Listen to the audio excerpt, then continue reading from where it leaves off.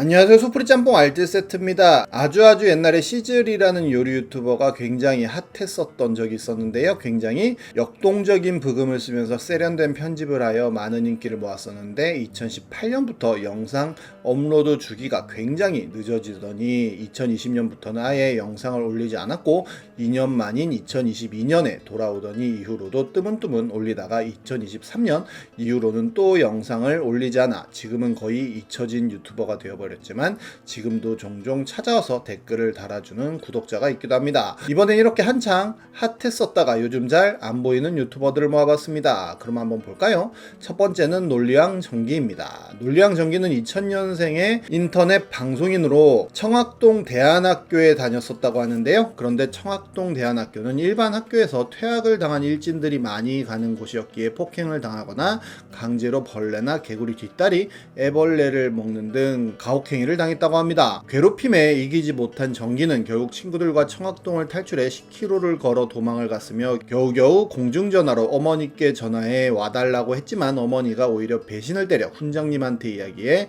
훈장님한테 잡혀 회초리를 맞았다고도 하는데요. 그러한 과정 속에서 논리왕 정기는 특유의 냉소적이고 공격적인 면모를 가지게 되었다고 합니다. 그 후 그는 중학교 검정고시를 치고 서울과학기술고등학교에 입학을 하게 되었는데 그때부터 반지하에서 자취를 했다고 하는데요. 2018년 토크온에서 활동을 하면서 많은 인기를 모으게 되는데 특히 노래하는 코트의 약발방에 출연을 하면서 팬덤을 모으게 됩니다. 그러던 중 2021년 머니게임에 출연하게 되면서 그의 인생의 한 획을 긋게 되는데요. 이에 대한 이야기는 전에 올렸던 영상인 파이편에서도 다루어서 짧게 말씀드리는데 당시 파이라고 하는 절대 악과 이를 이겨내는 절대선 전기의 싸움이 정말 많은 사람들의 관심을 모으게 했으며 방송 안에서뿐만 아니라 방송이 끝난 후에도 큰 화제를 불러일으켜서 그가 진행했던 라이브 생방송은 순간 시청자 수 전세계 1위를 찍을 정도였습니다. 하지만 세월이 흐르며 마치 빌런이 없으면 히어로가 힘을 못 쓰는 것 마냥 파이에 대한 관심은 물론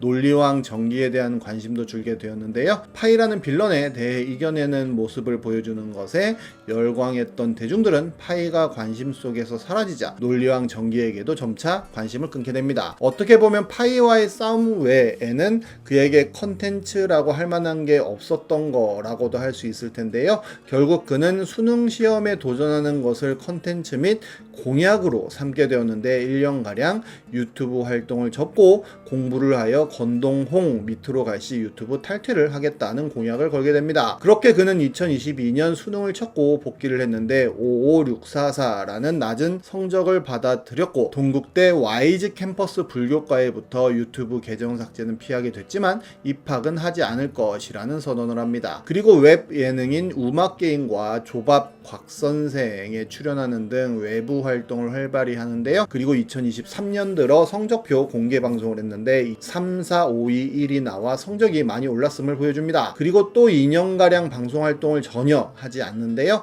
2024년 생일을 하루 앞두고 방송을 켰는데 전남대 철학과에 합격하였다는 소식을 전하게 됩니다. 그리고 입학하여 대학 생활에 집중을 했다고 하는데요. 2024년 9월엔 공짜 다이어트 캠프 좀 갔다 오겠습니다 라는 커뮤니티 글을 게시하더니 3일 후에 진짜로 입대하였고 지금은 그 어디서도 논리왕 정기의 모습을 볼 수가 없습니다. 다음은 강성태입니다. 강성태는 공부의 신으로 불리우며 많은 사랑을 받았던 유튜버인데요. 그는 문경에서 살다가 초2 때 서울로 전학을 왔는데 시골에서 왔다는 이유로 촌놈이라며 왕따를 당했었다고 합니다. 그 왕따는 중학교에 가서도 계속되었다고 하는데요. 그런데 자기랑 똑같이 약했던 친구가 있었는데 아무도 건들지 않은 것을 보았는데 바로 그 친구는 전교 1등을 하는 학생이었고 공부를 잘하면 왕따를 벗어날 수 있다는 생각을 하면서 공부를 열심히 했다고 합니다. 그렇게 고3 때 스포트를 하면서 2001학년도 수능에서 396점을 받아 서울대 기계공학부에 합격을 합니다. 하지만 학교 생활에 적응하지 못해 학사 경고를 2번이나 맞았고 바로 해병대로 입대를 했다고 하는데요. 복학했을 땐 배웠던 것을 다 까먹는 등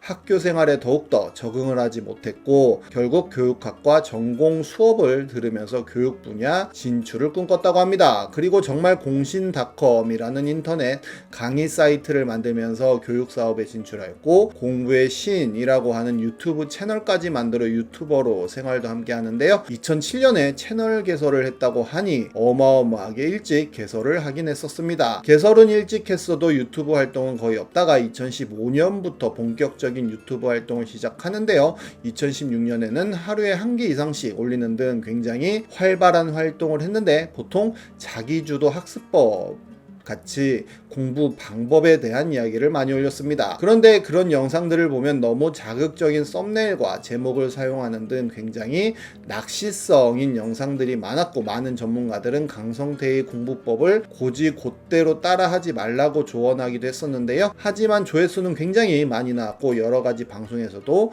공부의 시인이라는 타이틀을 달고 출연하는 등 나름 셀럽의 삶을 살았었습니다. 하지만 그에 대한 비판도 굉장히 많았었는데, 이름인 공신부터 그는 공부를 신나게 하자라는 뜻이라며 공부의 신이 아니라고 이야기했지만, 유튜브 채널은 공부의 신이라고 이름 붙이는 등 이중적인 모습을 보여줬으며, 특히 본인은 공신닷컴이 비영리 단체라고 강조했지만 그 어떤 기업보다도 영리를 추구하는 모습이 많이 보이기도 했는데, 그가 벌였던 여러가지 사업들만 하여도 공부할 때 쓰는 폰이라며 공신폰을 출시하기도 하고, 씹으면 공부가 잘 된다는 공신껌을 출시하기도 합니다. 강성태의 노하우가 공부 습관을 만들어주는 최적의 학습 공간이라며 스터디 카페 프랜차이즈를 시작해 110호가 넘는 가맹 점수를 만들기도 하였으며, 심지어 공부의 신 에너지바라고 하여 공부할 때 먹는 초코바를 출시하기도 하는데요. 게다가 여러 기관 등에서 공부법과 멘토링 강사로 활동하는데 회당 700만원 정도로 매우 몸값이 높다고도 합니다.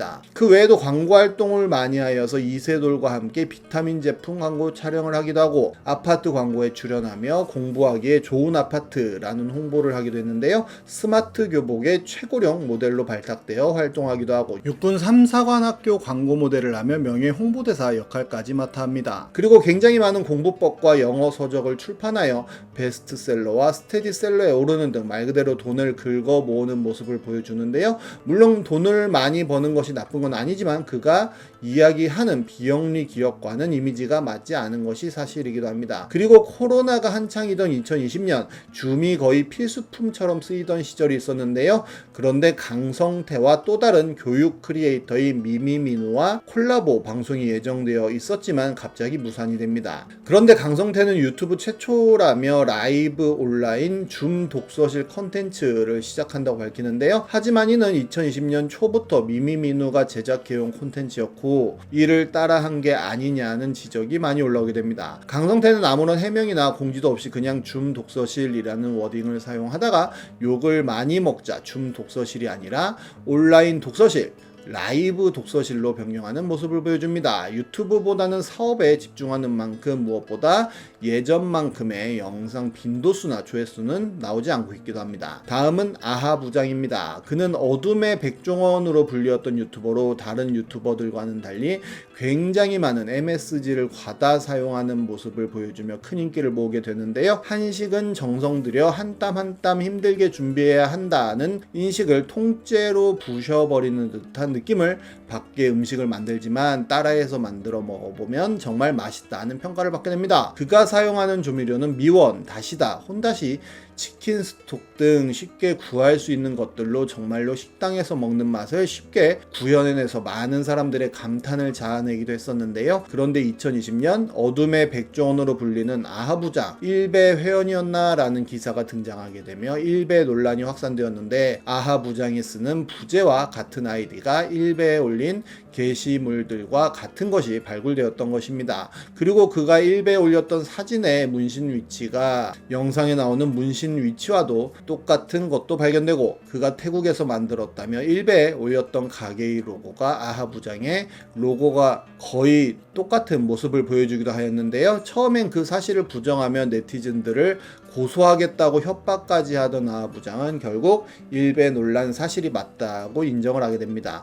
네티즌들의 비난이 폭발했고 일베 저장소에서도 아하 부장을 비난하는 등 엄청난 타격을 입게 되는데요. 구독자 수는 줄어들었고 그 이후로도 꾸준히 영상을 올리고는 있지만 예전만큼의 조회수나 영향력을 전혀 보여주지 못하고 있기도 합니다. 대신에 사업을 시작해 프랜차이즈로 돈을 많이 번다고 하네요. 아무리 인기가 많더라도 떨어지는 건 순식간이 아닌가 하는 생각이 듭니다. 지금까지 소프리 짬뽕 알뜰 세트였습니다.